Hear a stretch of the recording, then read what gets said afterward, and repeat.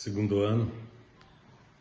A aula de filosofia hoje é uma das... Começam então já no módulo 5, capítulo 13. E daí nós vamos fazer o seguinte: eu quero que vocês então façam a atividade da apostila anterior, que fala sobre Karl Marx e Engels. E aí daí nas próximas aulas eu passo uma correção naquelas atividades do final, tá? Esse capítulo 13, quando fala de Kierkegaard e Nietzsche, é muito bacana. No início do livro de vocês, eu vi uma coisa que é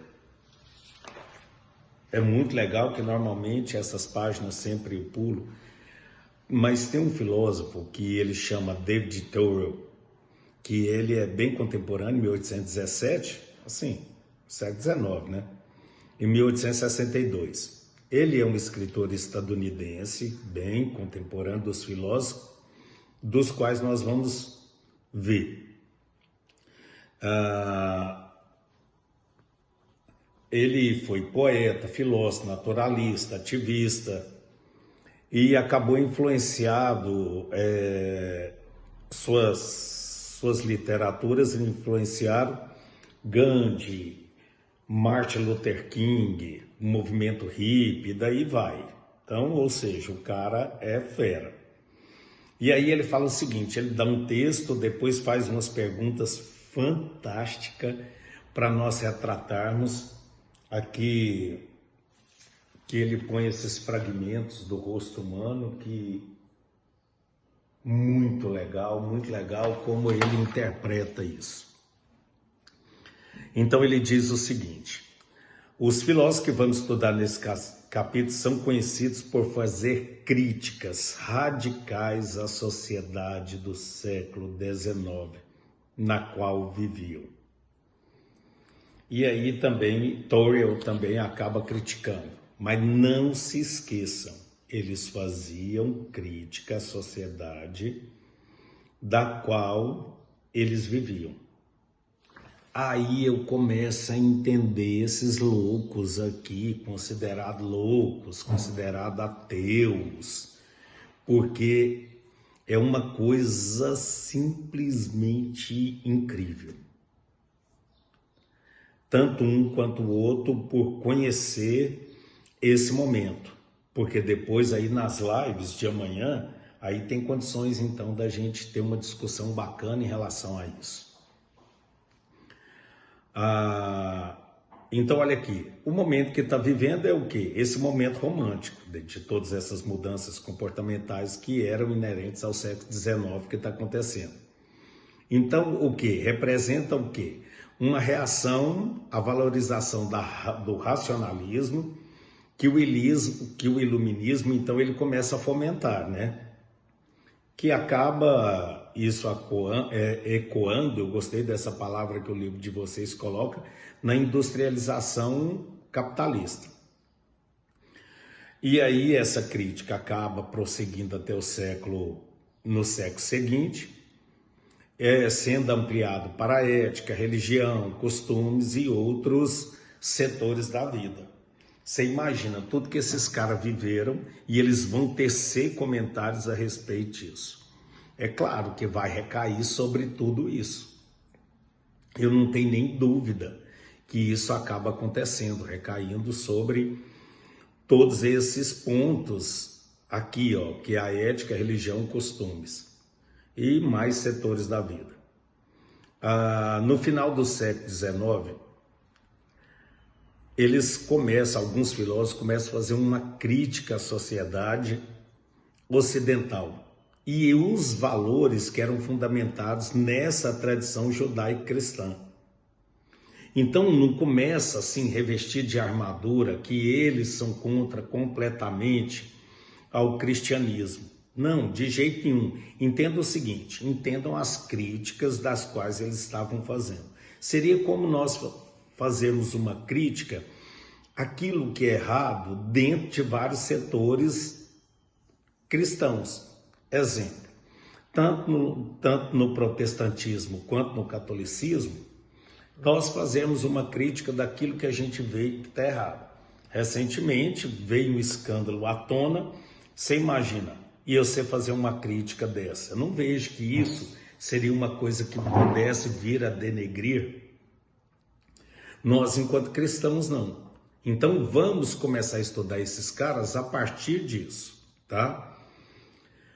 Eles acabam desconfiando desse modelo de racionalidade que, segundo ele, paradoxalmente, conduzir a humanidade em 2 guerras mundiais.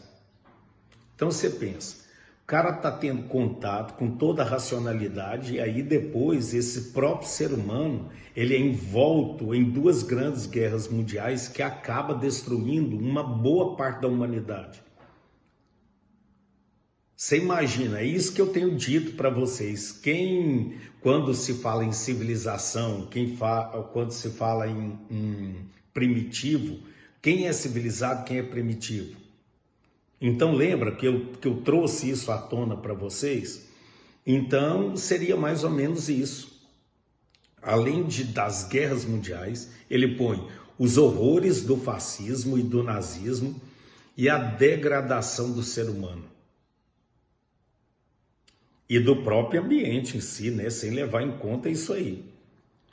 E eles falavam o seguinte: contudo, julgavam insuficiente aprofundar as críticas do racionalismo. Procura então, cada um desse seu modo, um modelo que apoiasse exclusivamente na razão e valorizasse o quê? Também a intuição individual, sentimento, estética, natureza e as emoções. Então não se apoia simplesmente na razão. Porque tudo que esses racionalistas advindo do iluminismo, que tiveram isso tudo, olha o que gerou. Por isso que falo uma crítica da crítica. É por isso que no livro de vocês eles colocam esse título. Porque é muito legal. Sem entender que ele vai. E aí, então, eles começam, ele põe assim, ó, aí tem um filósofo que é Heidegger, ele é de 1889 a 1971. Ele acaba vendo a necessidade de pôr abaixo um dos alicerces do racionalismo clássico, o dualismo sujeito-objeto e mente-corpo. E outros filósofos fizeram e propuseram tarefas semelhantes, que é o caso de quem nós vamos estudar, que é Kierkegaard, eu não sei se a pronúncia muito certa é essa, e Nietzsche. E aí esse Kierkegaard, ele vai trabalhar entre o ser e o existir. Agora, quem foi esse cara?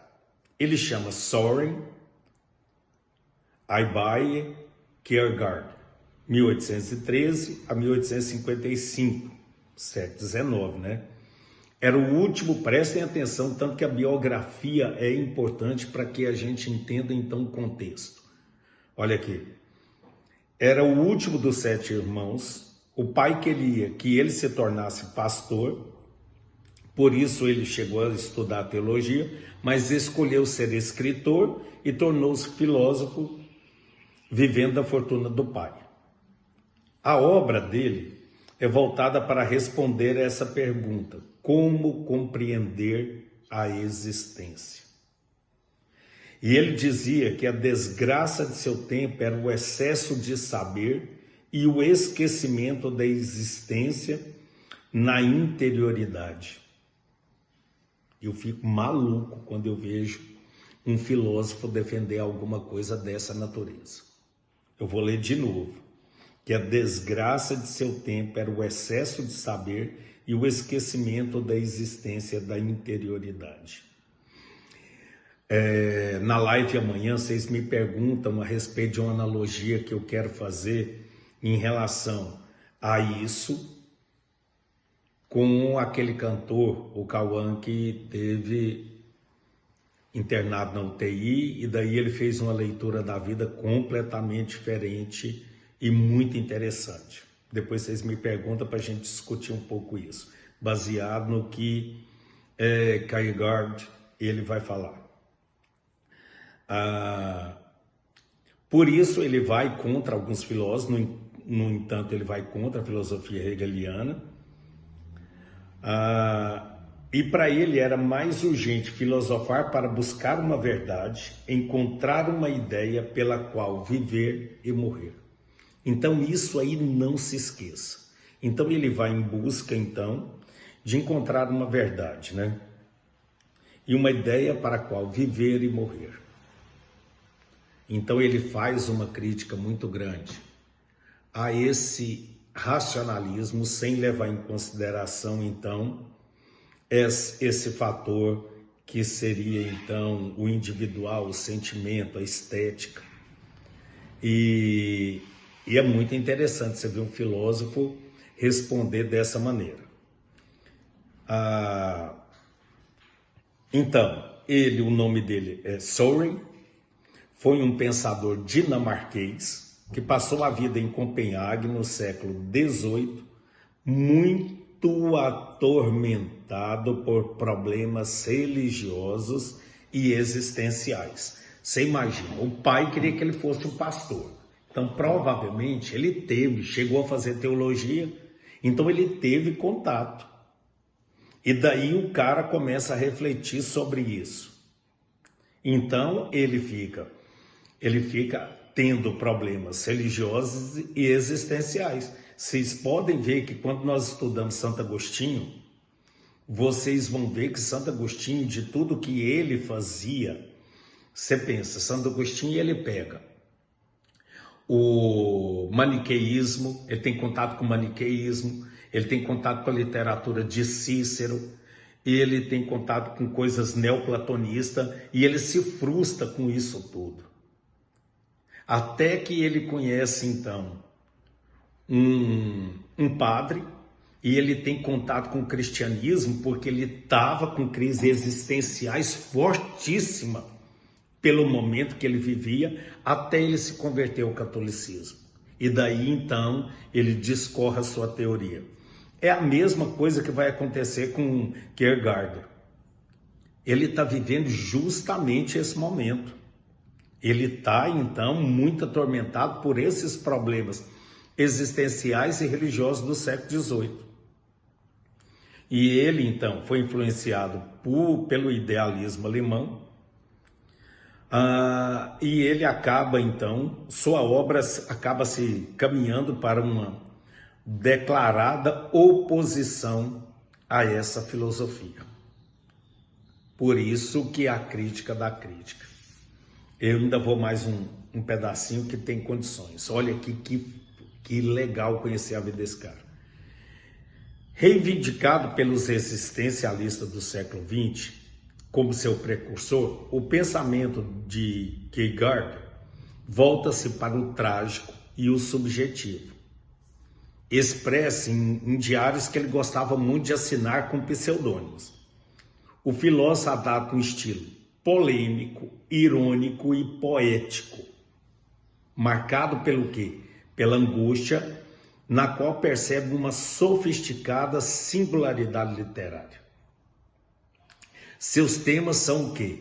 Morte, amor, medo, desespero, o pecado, a finitude da vida e a falta de sentido para a existência. Então ele quer procurar e ele quer fazer uma crítica.